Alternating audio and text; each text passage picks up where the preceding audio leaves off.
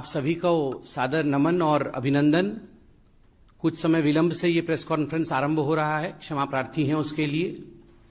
और जैसे अभी बताया गया और इससे पहले भी प्रेस वार्ता के माध्यम से भारतीय जनता पार्टी ने बताया है कि सामाजिक न्याय, सोशल जस्टिस का पखवाड़ा चल रहा है।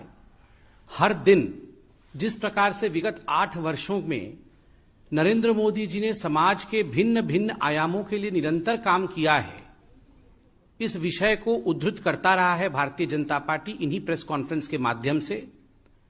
आज कोई साधारण दिन नहीं है। आज ज्योतिबा फुले जी का जयंती है। ज्योतिबा फुले एक महान समाज सुधारक, क्रांतिकारी, एक अच्छे लेखक, एक विचारक एवं उच्च कोटि के एक दार्शनिक थे। और जिस प्रकार से उन्होंने महिलाओं की शिक्षा, सशक्तिकरण और पिछड़े वर्ग, अनुसूचित जाति, उनके लिए काम किया, ये अपने आप में एक बहुत प्रेरणादायक विषय रहा है।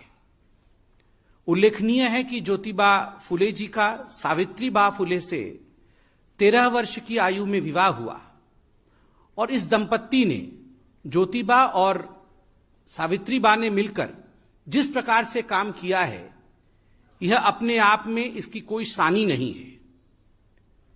अपने इसी विचार के अंतर्गत कि महिलाओं का सशक्तिकरण होना चाहिए, उनकी शिक्षा दीक्षा उच्चतम भाव से होना चाहिए।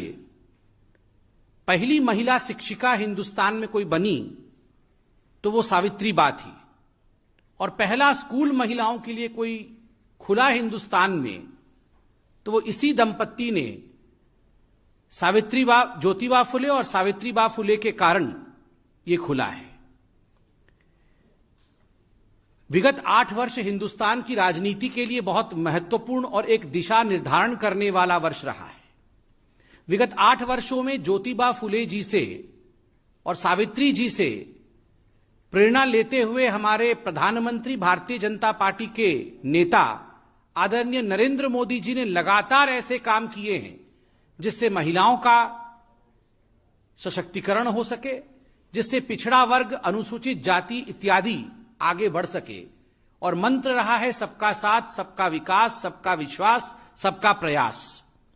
और आप सब ने देखा होगा कि जिस प्रकार महात्मा ज्योति जी ने प्रेरणा दी थी, सफाई कर्मचारियों के पांव को धोते हुए नरेंद्र मोदी जी ने पूरे हिंदुस्तान में यह संदेश दिया कि हमें सदैव जाति प्रथा से ऊपर उठ करके विकास और विश्वास की बात करनी है।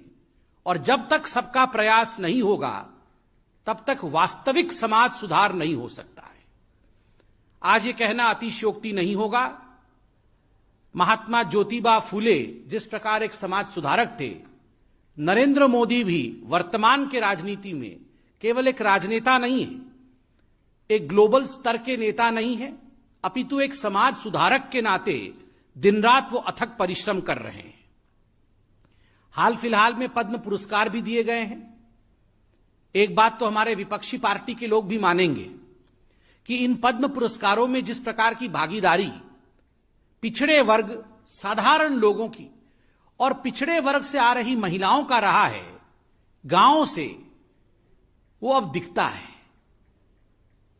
Not through approach, but because of real talent, these people have been in the line of Padma Awards.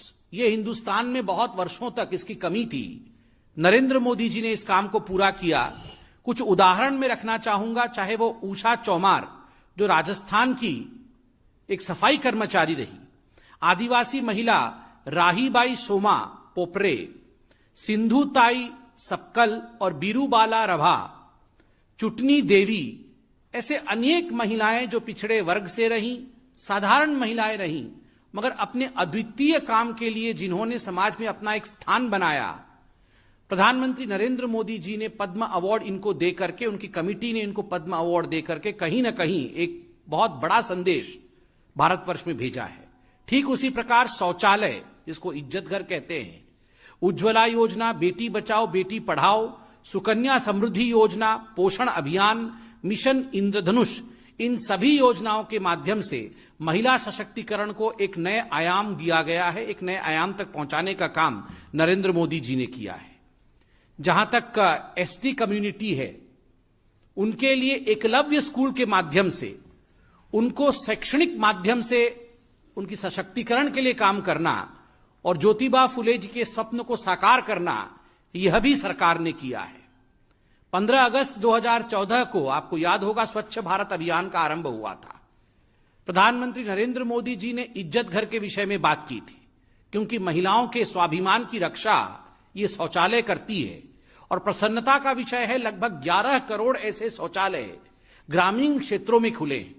विगत 70-75 वर्षों में अगर पूरे हिंदुस्तान में 60% शौचालय बने, तो मात्र 7-8 वर्षों में नरेंद्र मोदी जी के अथक परिश्रम और स्वच्छ भारत अभियान के कारण ज्योतिबा फुले जी का जो स्वाभिमान का स्वप्न था वो पूरा हुआ और 21% शौचालय ऐड हुए हैं। ये बढ़ोतरी हुई है। ये अनुपात आप देखिए, 70 वर्षों में 60% और मात्र 7 वर्षों में 21%।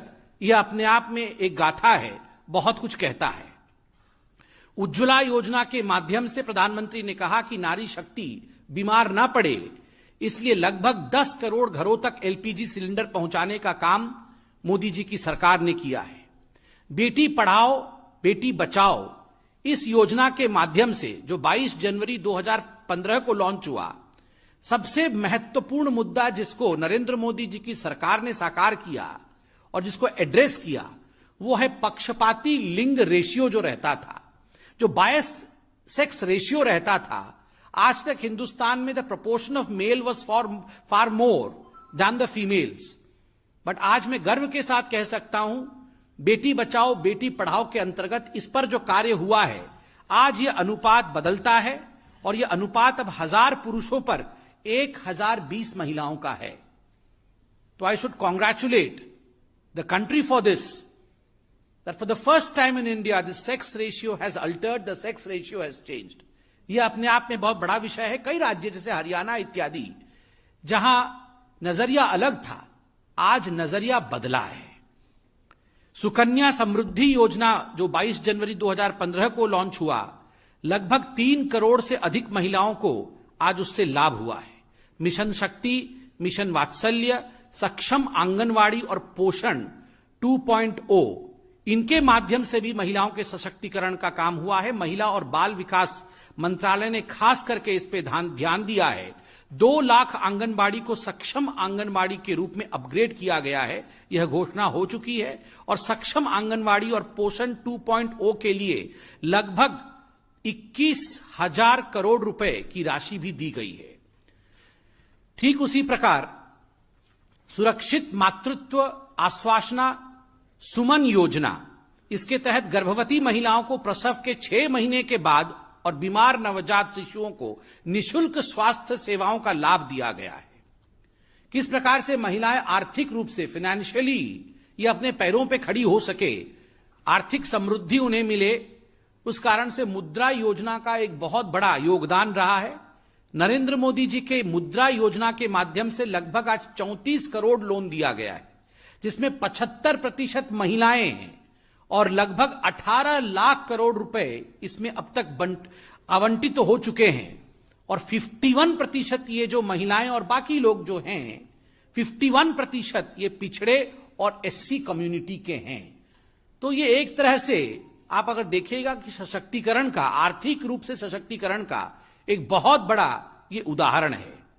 ठीक उसी प्रकार फ्री सिलाई मशीन योजना, समर्थ योजना और राष्ट्रीय ग्रामीण आजीविका मिशन के माध्यम से आज पूरे हिंदुस्तान में जो स्वप्न आदरणीय महात्मा ज्योतिबा फुले और सावित्रीबा फुले का था, उस स्वप्न को साकार करने का काम नरेंद्र मोदी जी की सरकार कर रही है। इसलिए अंत में मैं इतना ही कहूंगा कि प्रधानमंत्री नरेंद्र मोदी जी को केवल एक प्रधानमंत्री के रूप में नहीं, अपितु एक सोशल रिफॉर्मर के रूप में भी हमें देखने की आवश्यकता है। देखिए, ये कार्यक्रम आज से नहीं है। ये जो सामाजिक न्याय का कार्यक्रम पखवाड़ा चल रहा है, ये 7 तारीख से, विगत 7 तारीख से आने वाले आगामी 20 तारीख तक है। 7 अप्रैल से 20 अप्रैल तक का ये पखवाड़ा है। और इससे पहले माननीय अरुण सिंह जी ने और बाकी भी हमारे प्रवक्ताओं ने प्रेस कॉन्फ्रेंस करके किस दिन के लिए क्या कार्यक्रम आवंटित है, क्या आयोजन पार्टी की तरफ से होगा, यह हमने आपको जानकारी दी थी। आज माननीय महात्मा ज्योतिबा फुले जी के जयंती के अवसर पर, चूंकि ज्योतिबा फुले जी का शैक्षणिक दिशा में बहुत काम रहा है और खास करके पिछड़े और अनुसूचित वर्ग के लिए, तो जो अनुसूचित वर्ग के छात्रावास हैं, हॉस्टल हैं, हमारे कार्यकर्ता उन हॉस्टलों में जाना, इन विषयों को, जो विषय अभी मैंने प्रेस कॉन्फ्रेंस के माध्यम से आपके समक्ष रखा है, इन विषयों को आगे बढ़ाना, किस प्रकार से सरकार ने इन छात्रावासों के लिए काम किया है और आगामी समय में हम और अच्छा क्या कर सकते हैं, इन सभी का सुध लेने हमारे कार्यकर्ता बाहर निकले हुए हैं। जहां तक लिंग के अनुपात का विषय है, ये हम सबके लिए खुशखबरी का विषय है और लगातार निरंतर प्रयास, ये 2014 से जब से हमारी सरकार आई है तब से ये प्रयास नरेंद्र मोदी जी का रहा है कि बेटी बचाओ बेटी पढ़ाओ आंदोलन का, और इसके पीछे का अगर मैं कहूंगा प्रोत्साहन कहीं मोदी जी का रहा है तो वो गुजरात से रहा है। जब वो गुजरात में मुख्यमंत्री बने थे तो वहां भी जो बच्चियों का ड्रॉप आउट रेट था स्कूल में, वो काफी अधिक था, मगर अपने इनोवेटिव तरीकों से और बहुत ही सूझबूझ के साथ उन्होंने इस ड्रॉप आउट रेट को स्कूल में कम किया था। आपको याद होगा, केवल एक शौचालय के ऐड करने से, बच्चियों के लिए एक अलग शौचालय के ऐड करने से इसमें काफी बड़ा फर्क पड़ा था। ठीक उसी प्रकार अनेक वर्षों से जिन विषयों का ध्यान हमने ध्यान नहीं दिया था, उन विषयों की तरफ ध्यान आकर्षित नहीं हुआ था समाज का, मोदी जी ने उनकी तरफ ध्यान आकर्षित किया और बार बार इस विषय को प्रतिपादित करके आज लैंगिक अनुपात जो है उसमें परिवर्तन हो रहा है। धन्यवाद।